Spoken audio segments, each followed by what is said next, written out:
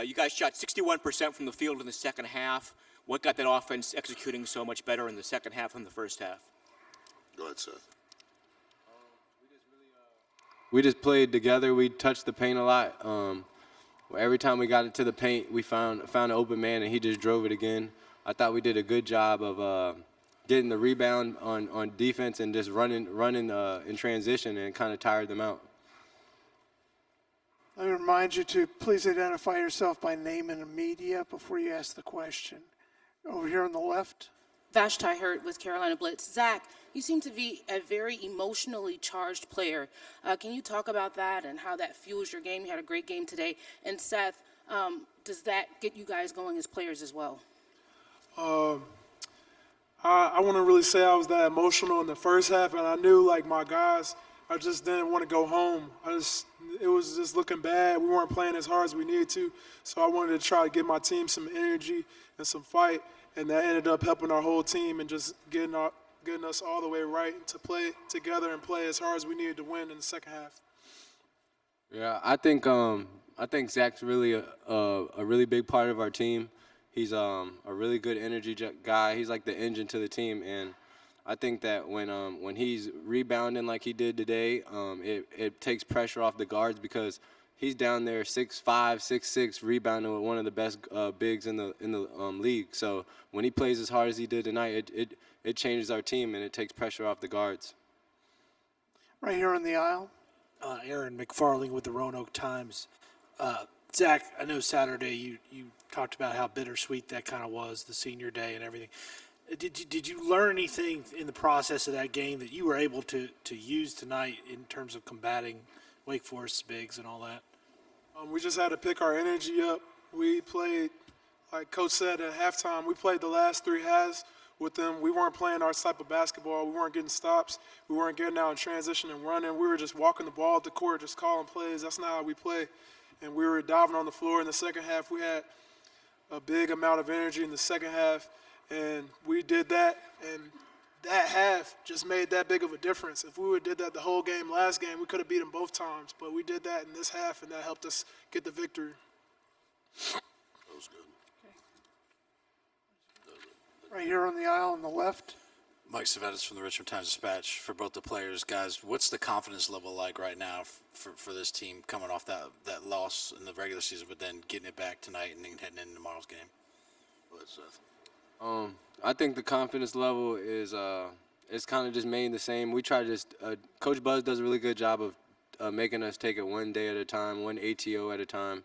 So we're just going to try to just focus on tomorrow and just try to get our bodies right for tomorrow. I think that we got a good group of guys, good chemistry, and I think that we should be rolling. Real good. Right here in the front. Mark Berman, Roanoke Times. Zach, you had to deal with one of the better big guys in the ACC, and you had a great game. What enabled you to have a great game? And Buzz, as far as the three-point shooting in the second half, what kind of got that improvement there? Was it a question of better looks, open looks? I'll go first so Zach can process his answer. We had a negative assist-to-turnover ratio at halftime, and I think the threes that we took tonight, I would have to look at a different deal. I think the threes that we took in the second half, I think 6 of the 7 were assisted. So that tells you how we were playing, right? And I think the numbers offensively in the second half were a tribute to the mentality that we played with. And I think the numbers in the first half were attributed to the mentality that we played with. Collins is a really good player. I just wanted to try to play as hard as I can. I wasn't really worried. I'm not really worried about the opponent. I just do what I can control, and I can control how hard I play and my emotion. And in the first half, we weren't doing what we had to do, and I just wanted to give energy coming off the bench and help my team and be a leader in my own right and just do whatever it took to win. I don't really worry about the opponent. I just do what I can control, which is playing hard, boxing out, rebounding, and doing what Coach Buzz asked me. It's perfect. Over here on the right. For Coach Williams. Yes, sir. Roger Rubin. Good to see you. New York Newsday. When these two guys, they don't start. What's up with that? I think it's an unspoken symbolism of what we want the culture of our program to be about. Could you elaborate on that?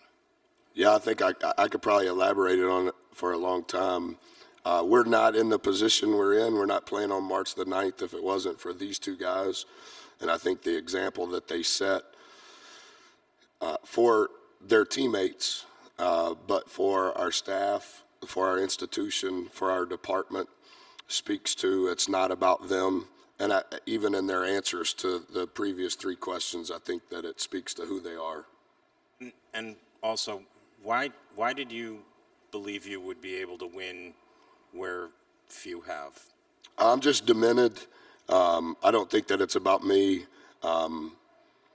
Only God could have authored and ordained a story like this, so I don't want to take credit. I think that when you're doing it the way that we're doing it, it's the hardest way for sure, and it requires everyone to be accountable within their role. There are 10 people that I've hired since I've been at Tech. All 10 of them are incredibly important to the lives of our kids. And I think when you look at this year's team is comprised of 2 recruiting classes. In my opinion, it's the best league in the country.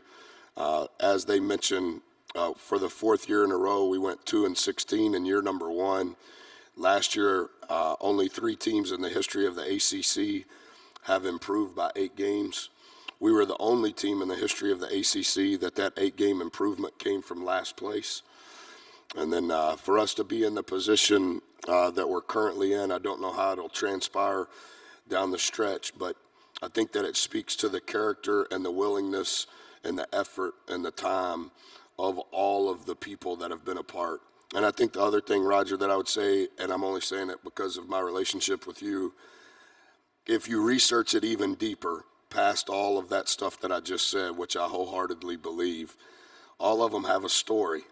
And it's the culmination of those stories when they're all together that make it what it is. So Zach LeDay has never been all conference in any sort of way. And not to be a jerk to you, the only reason Seth Allen was voted 6th man of the year is because I didn't start him. And so I think when you, if you research it deep enough, and I know you don't have time to do that, but it's the culmination of all of those stories. And so there's a lot of guys that'll get on the bus tonight that have an edge to prove that they want to belong. They want to be a part of it. And in their heart, the intent of their heart is pure. They're not trying to do, Zach's not trying to do 31-15 because he's 31-15. Zach just doesn't want to go home. I love that. Is it me and why did I come here and all of that? It's demented. It's perfect. It finished last place 3 years in a row. The president had been there 70 days. The AD had been there 50 days. The whole nation said, what a dumb move. I love it. Let's go, baby.